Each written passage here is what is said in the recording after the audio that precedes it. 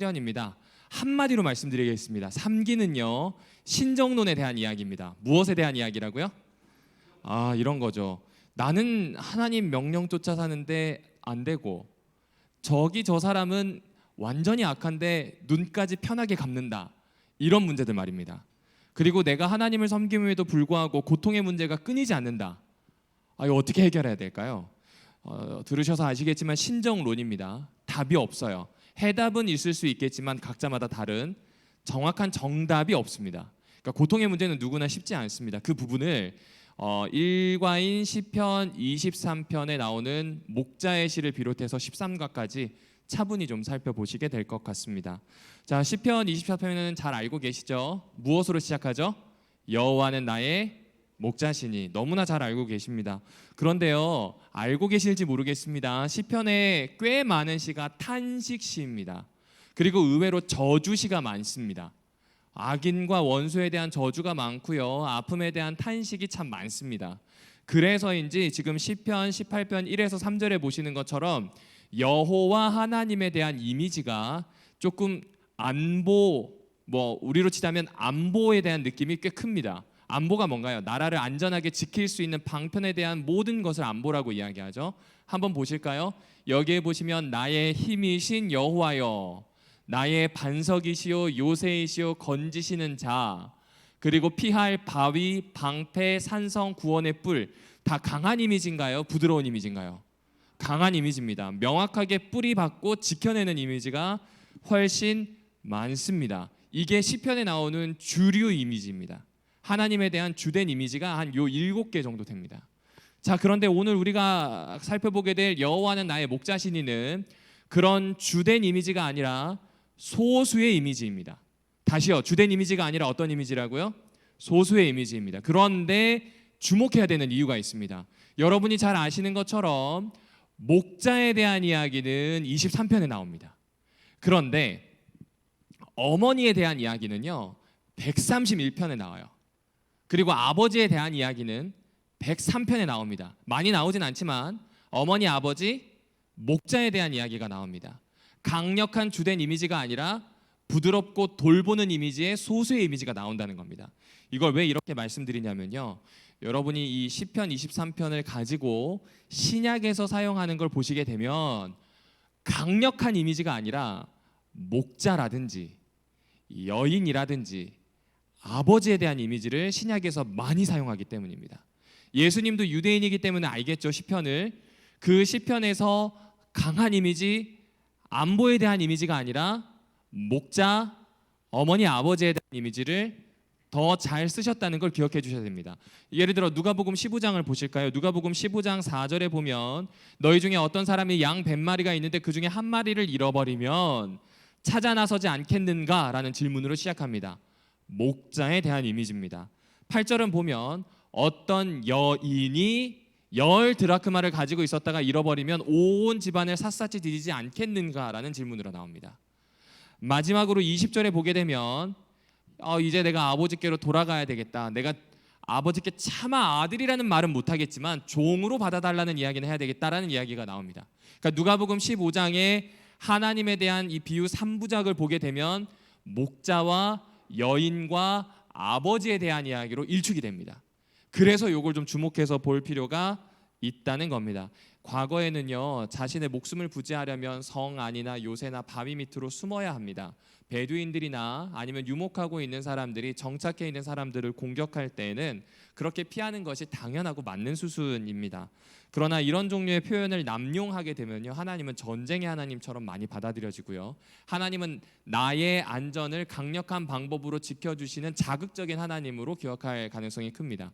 그래서인지 신약에서는 소수의 의견처럼 느껴지고 있는 목자라든지 어머니, 아버지에 대한 이미지를 오히려 예수님이 사용하고 계시다는 거죠. 여러분도 한번 생각해 보십시오. 여러분이 만약에 광야를 여행해야 할 수밖에 없는 환경에 처한 고대 유대인이라고 해봅시다. 그렇다고 한다면 강력한 힘을 가지고 있는 하나님의 이미지가 좋습니까? 아버지, 어머니, 부드러운 돌봄을 하는 목자의 이미지가 좋습니까? 아마 제가 말씀드린 전자의 이미지가 훨씬 더 마음에 드실걸요. 그런데 그 이미지보다 예수님이 더 강조하고 싶으신 건 목자에 대한 이미지, 목자에 대한 하나님을 아는 게 우리에게 훨씬 더 나을 수 있겠다라는 이야기를 해주고 계신다는 겁니다. 자, 그럼 목자에 대한 하나님을 보실까요? 여러분, 목자들은요 목숨 내놓고 다니는 사람들입니다. 어떤 사람들이라고요? 목숨 내놓고 다니는 사람입니다. 이 사람들은 마을을 떠나야 돼요. 양을 키우려면 마을 안에서 키울 수 있습니까? 없습니까? 없어요. 양 100마리만 있어도요 물을 먹는 양이 엄청납니다. 성인이래요. 성체가 된 양 한 마리가 먹는 물이 하루에 20리터가 넘습니다. 많이 먹어요? 적게 먹어요? 많이 먹어요. 조금씩 먹는 것 같은데 얘네 엄청 먹어요. 풀도 엄청 먹습니다. 이 마을 안에서 해결이 될까요? 안 될까요? 안 돼요. 그러니까 데리고 나가서 풀어놔야 됩니다. 그런데 마을을 벗어나서 풀어놓을 수 있는 곳으로 가려면 필연적으로 사막을 건너기도 하고 능선을 건너야 되기도 합니다. 그곳에는 야생동물이 있을 수도 있고요, 갑자기 쏟아지는 돌들이 있을 수도 있습니다. 혹은 주변에 도둑들이 있을 수도 있어요. 이 굉장히 위험한 환경 맞죠? 그러니까 목자는 한마디로 얘기하면 목숨을 내놓고 일을 해야 하는 사람입니다. 이제부터는 스스로 해야 됩니다. 내가 마을을 떠나면서부터는 모든 걸 스스로 해야 하는 사람이 되는 거죠. 그런데 이 스스로 하는 목자가 광야에 나가면서 하나님을 경험하게 돼요. 누구냐면 다윗입니다. 다윗이 하나님을 경험하게 됩니다. 사자를 만났는데 그 사자와 싸울 수 있게 만드신 하나님, 그리고 곰을 만났는데 그 곰을 쓰러뜨릴 수 있도록 도움을 주신 하나님을 만나게 돼요.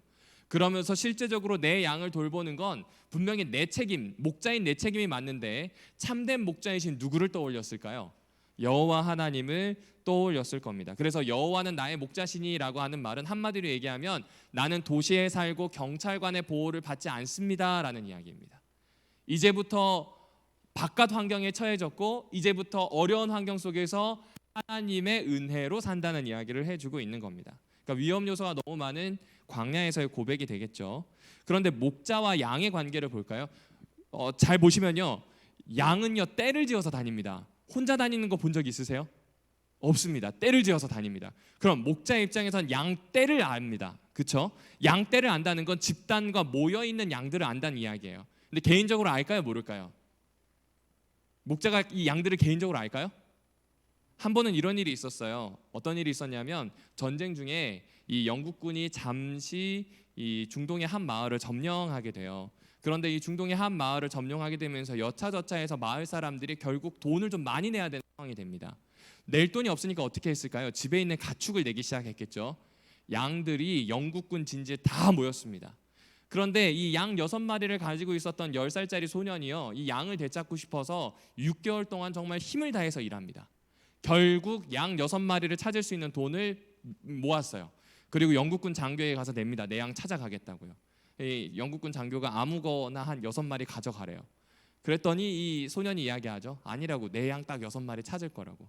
아무리 봐도 똑같이 생겼고 다니면서 매매하는 건 다 똑같은데 영국군 장교의 눈에는 찾아갈 수 없는 것처럼 보이는 거예요. 그런데 갑자기 호각을 내더니 일정한 리듬으로 불어요. 그랬더니 그 수없이 많은 양 중에서 6마리가 나와요. 그 6마리가 10살짜리 자기의 목동을 아는 거예요? 모르는 거예요? 그렇죠. 이 말은 무엇이냐면 필연적으로 그 양들과 개인적인 관계를 가졌다는 겁니다. 여호와는 나의 목자예요. 누구에게 부족함이 없어요? 우리가 아니라 내게 부족함이 없어요. 분명히 양과 관련된 이야기고 양떼와 관련된 이야기일 수 있는데 한 마리의 양과 하나의 목자의 이야기가 되는 겁니다. 하나님과 나 개인에 대한 관계의 이야기로 받아들일 수 있다는 것입니다. 그런데 이건 참 중요한 부분인 것 같아요. 양쪽의 조화를 이야기해 주는 것 같습니다. 서구 사회는요 개인성이 굉장히 강합니다. 아닌가요? 맞나요? 맞아요. 굉장히 강해요. 개인성이 굉장히 강하다 보니까 공동체를 좀 종종 무시하거나 잊혀질 때가 있습니다. 그런 사람들에게 이 목자의 시를 보면 우리 식탁에 앉아서 먹고 우리가 함께 잔다고 하는 표현을 집중해야 됩니다. 영어 표현을 보시게 되면 우리라는 표현이 나와요. 그런데 동양 사회는요, 우리가 살고 있는 이 사회 말입니다. 공동체가 굉장히 중요합니다. 맞나요? 맞아요. 공동체와 조화될 걸 생각합니다. 사진만 찍어도 알 수 있습니다. 서양인들은 사진을 찍으라고 하면 얼굴만 나오게 찍습니다. 부담스럽게요.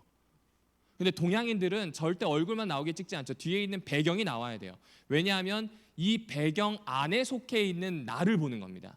전체에서 나를 봐요. 그러다 보니까 자연적으로 개인에 대한 이해가 많지 않겠죠. 그럼 반대로 얘기하면 개인에 대한 이해가 더 많이 생기는 것이 동양 사회는 필요할 겁니다. 여러분 지금 앉아 계시는데 한번 주변을 둘러보십시오. 주변을 둘러보시면 적어도 옆자리나 앞뒷자리에 앉을 만큼 사이가 좋으세요. 맞나요?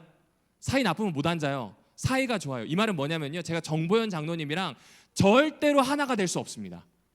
왜냐하면 정보현 장로님과 저는 다른 사람이에요. 맞나요? 지금 앉아 계신 우리 황경수 사모님이랑 저는 절대로 하나가 될 수 없어요. 맞나요? 왜냐하면 다른 사람이에요. 그런데 하나는 할 수 있어요. 사이는 좋게 할 수 있어요. 우리는 인간이에요. 사이를 살아요. 공간 그리고 시간, 그 사이를 삽니다. 사이를 좋게 할 수 있습니다. 그래서 우리나라 이 선조들이 잘 만든 언어가 뭐냐면 어울리다라는 표현입니다. 하나 된다는 이야기 안 써요. 어울리다라는 표현을 써요. 그러기 위해서는 공동체도 명확해야 되고 개인도 명확해야 합니다. 공동체와 개인이 각각의 사이를 잘 조절할 수 있는 게 필요합니다. 지금 우리가 확인할 수 있는 목자와 양에 대한 관계는 하나님께서 양과 1대1의 관계를 잘 맺으시는 분이기도 한 동시에 1대다, 곧 그 집단과 맺는 관계에 대해서도 이야기하고 있습니다. 동전의 양면처럼 어느 한쪽만 강조할 수가 없다는 것입니다. 한번 잘 생각해 보십시오. 혼자 아무것도 못할 만큼 두려움을 가지고 있다? 그렇다면 개인이 좀 강화돼야 됩니다. 나 혼자 잘 살 수 있다라고 생각한다? 그렇다면 공동체로 돌아가야 합니다. 삼위일체도 사이에 대한 얘기거든요.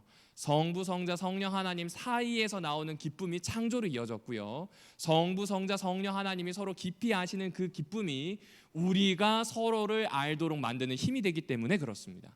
그러니까 목자와 양에 대한 관계는 단순히 양과 목자가 서로 안다가 아니라 어떤 사이, 어떤 관계를 만들어야 하는지에 대한 질문을 우리에게 던져준다라고 생각해 주시면 좋을 것 같습니다. 부족함이 없다는 표현이 나오죠. 이 부족함이 없다는 표현을 했을 때 가장 잘 이해할 수 있는 게 자본주의인 것 같습니다. 이 휴대폰에 광고 많이 뜨죠.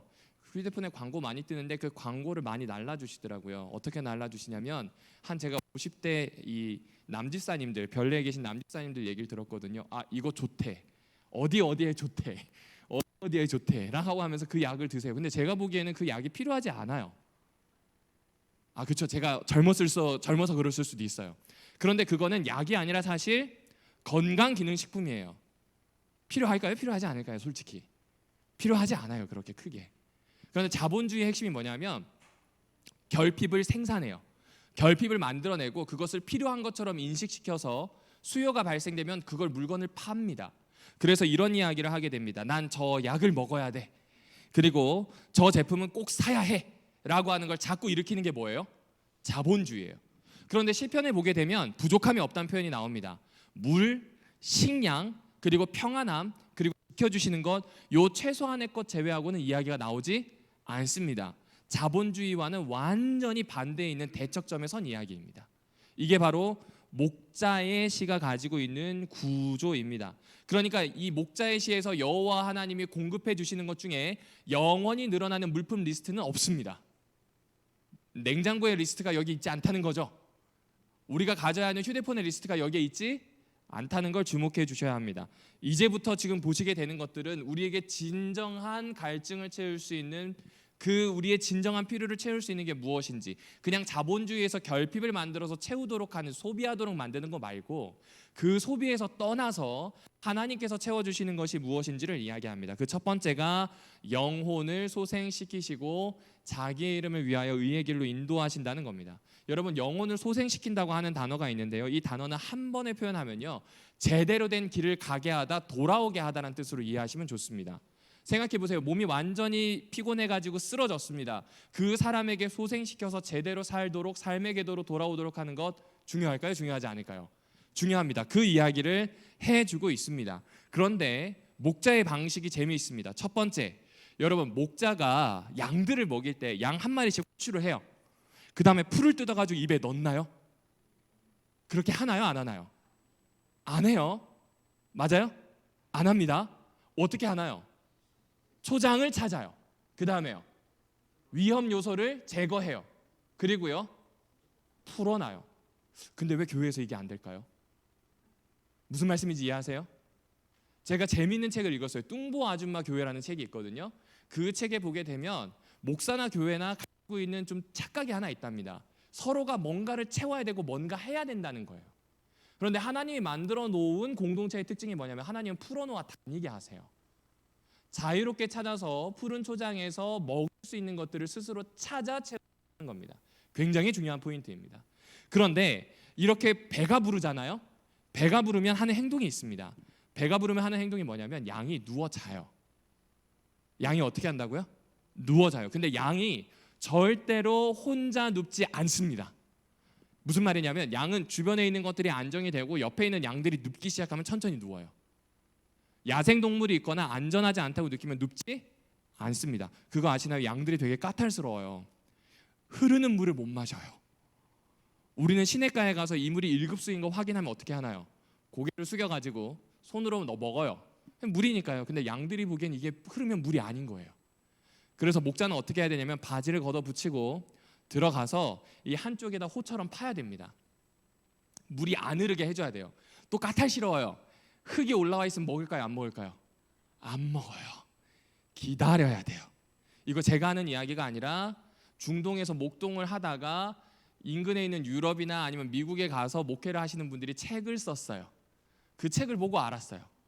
양은 주변에 있는 모든 것들이 잔잔하고 쉴 수 있는 환경이 되면 알아서 쉽니다.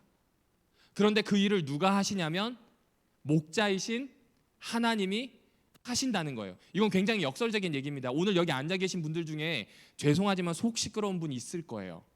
하고 많은 날 중에 오늘 나갈 때 남편이랑 싸웁니다. 그렇죠? 하고 많은 때 중에 아이가 아파요. 혹은 하고 많은 때 중에 이 부분에 있어서 문제가 생겨서 돈이 없어요. 그럼 마음이 정말 시끄럽습니다. 그런데 매일매일이 쉴 만한 물가가 될 수 있고 매일매일이 누워서 쉴 수 있다는 게 이 목자의 시의 핵심이거든요. 그게 어떻게 그러냐면 하나님께서 늘 푸른 초장을 만드시고 하나님께서 늘 마실 수 있는 잔잔한 물가를 제공하신다는 거예요. 다윗을 한번 생각해 볼까요? 다윗은 하루라도 속편한 날이 있었을까요? 칼을 품에 차고 자던 사람이에요. 그리고 왕이 된 다음에도 수없이 많은 가족 문제와 정치적인 문제를 해결하느라 손에 피가 마를 날이 없었던 이 사람입니다. 근데 이 사람이 지금 쓴 시에서 평안을 이야기하는 것은 지금 단순히 형이상학적인 어떤 이야기를 하려는 게 아닙니다. 하나님께서 오늘 나를 어디에 두셨고 어떻게 쉬게 하시는지를 찾았다라는 겁니다. 하나님이 여전히 공급하고 계시고 하나님이 여전히 살 수 있게 만든다는 거죠. 구체적으로 얘기해 볼까요? 성서에서 푸른 초장과 같고 물과 같은 일들은 대부분 좋은 것과 관련이 되어 있어요. 순결한 마음, 자비가 흐르는 행동, 나를 희생하는 것, 온화함을 가지고 성장하는 것, 그것이 바로 푸른 초장입니다. 여러분, 고대 중동도 그렇고 지금도 그렇습니다. 푸른 초장이 있는 곳 있을 수 있는 때는 딱 세 달밖에 없습니다. 언제냐면 겨울이에요. 우리로 치면 겨울인데 11월부터 2월 그때 딱 비 내리고 푸른 초장이 있고요. 나머지는 다 갈색 초장이에요. 생각해 보세요. 양이 푸른색 초장에 있는 풀을 먹으면서 나오는 그 녹즙을 얼마나 좋아할까요? 나중에 갈색으로 되어서 질겅질겅 침이랑 섞여서 나오는 것과는 분명히 다를 겁니다. 그런데 그 푸른 초장을 하나님은 우리의 목자가 되셔서 늘 공급할 준비가 되어 계시고 공급한다는 이야기가 목자의 시입니다. 따라서 자주 생명과 연결되어 있는 이야기들, 성경에 있는 말씀들을 좀 묵상해 주시면 좋겠습니다. 씹으셔야 합니다. 이게 그냥이 아니라요. 다른 책과 좀 다른 게 있다면 얘는 푸른색으로 된 풀이에요. 물론 다른 것들을 폄하하는 건 아닙니다. 그렇게 좀 씹어주시면 좋겠습니다. 그래서 이 내용에 대해서 아이작 와츠라고 하는 사람이 이렇게 번역을 했어요. 내가 주의 길을 잃었을 때 주님은 나의 방황하는 영혼을 원래 있는 곳으로 데려다 놓으셨답니다. 그리고 그분의 자비 때문에 나를 진리와 은혜의 길로 인도하셨다고 표현을 하고 있습니다. 굉장히 중요한 표현이죠. 사역 동사예요. 회개는 확실히 하나님이 하게 하시는 게 맞아요. 회개의 핵심은 돌아오는 거거든요. 제 궤도를 찾는 거예요. 하나님이 하도록 하셨어요. 하나님이 올라오도록 데려오셨어요. 사역 동사예요. 하나님이 그 행동을 나에게 하신 거예요. 그래서 이루어진 일이에요. 이것이 바로 시편에서 나오는 이야기입니다. 마지막 이야기를 하나 드리고 마치려고 합니다. 여러분, 사망의 음침한 골짜기에 다닌다 할지라도 해를 두려워하지 않는다. 심지어 원수의 목전에서 상을 베푸신다는 이야기가 나오고 있습니다. 이 이야기를 가장 잘 표현해 주는 게 마가복음 6장인 것 같습니다. 여러분, 마가복음 6장에 보면 오병이어 이야기가 나옵니다. 그 오병이어 이야기를 보시게 되면 바로 앞에 헤롯 안디바가 잔치를 베푸는 이야기가 등장합니다. 헤롯 안디바가 잔치를 베풀었을 때 결국 침례 요한은 참수당하게 됩니다. 유력한 사람들을 모아서 베푼 잔치가 죽음의 잔치가 되었어요. 그런데 목자이신 예수님이 등장합니다. 어떻게 할 수 있냐고요? 마가복음 6장에 보면 이들을 보고 5천 명이 모여서 배가 고파하는 이들을 보고 양은 양인데 목자 없는 양같이 느끼시는 예수님의 모습이 나옵니다. 그리고 예수님이 50, 100명씩 안 쳐요. 원래 이 50, 100명씩 안 친다는 이 표현은 군대를 조직하는 것과 비슷해 보입니다. 그때 쓰는 단어가 그렇게 됩니다. 그리고 명령하셔서 나누어 주신다는 표현 역시도 군 사령관이 자신의 병사들에게 하는 이야기처럼 보기도 합니다. 그런데 이 이야기를 들었을 때 유대 사람들은요, 군대를 생각 안 했을 거예요. 왜냐하면 이 이야기는 양에 대한 이야기로 시작했고, 그 양에 대한 이야기로 시작했다면 제일 처음 이스라엘 백성을 잘 이끌어 주었던 사람, 다윗이 있을 수 있도록 만들었던 그 사람 모세에 대한 이야기로 받아들였을 겁니다. 출애굽 이후에 광야에서 목자가 되어 이끄는 모세와 그들을 따라가서 50부장, 100부장 인원을 꾸려서 쫓아갔던 이스라엘 삶에 대한 이야기로 받아들였을 겁니다. 그리고 드디어 그들은 배부르게 먹고 쉴 수 있게 되었어요. 오병이어의 기적을 이들이 경험하면서 여기가 참 좋다라는 생각을 하게 된 겁니다. 생각해 보십시오. 원수가 되는 헤롯 안디바의 눈 앞에 생명의 잔치가 벌어진 거예요. 이쪽에선 죽음의 잔치를 벌였는데 여기에선 생명의 잔치가 벌어졌어요. 그리고 조금 더 보실까요? 여기에 보시면 이 하나님께서 생명의 잔치를 벌이신 다음에 한 사람 한 사람을 회복시키는 것에 대한 이야기로 끝나지 않고 이스라엘 사람들이 이 예수님을 왕으로 추대하려고 하는 시도가 등장하게 됩니다. 예수님 그거 거절하시나요? 아니면 받아들이시나요? 거절하세요. 이유가 뭘까요? 위치가 왕이셔서 그래요? 목자여서 그래요? 목자여서 그렇다는 이야기를 여기서 해주고 있는 겁니다. 길 잃은 양은요 극도로 불안해해요. 아무것도 할 수가 없습니다. 목자가 없고 데려와야 합니다. 삶 속에서 온갖 불안한 정세와 상황들, 고통과 슬픔이 놓여 있을 겁니다. 그래서 홀로 사는 것조차 힘든 사람들이 죄송하지만 앉아 계신 우리 성도님들 그리고 저인 것 같아요. 그런데 그들을 50, 100씩 나누어서 앉히고 먹이고 쉬게 하시는 분, 원수의 목전 안에서도 살게 하시는 진짜 우리의 왕 말입니다. 마가복음 1장 1절에 나오는 것처럼 모든 왕에 붙이는 호칭이 다 붙어있는 예수 그리스도 말입니다.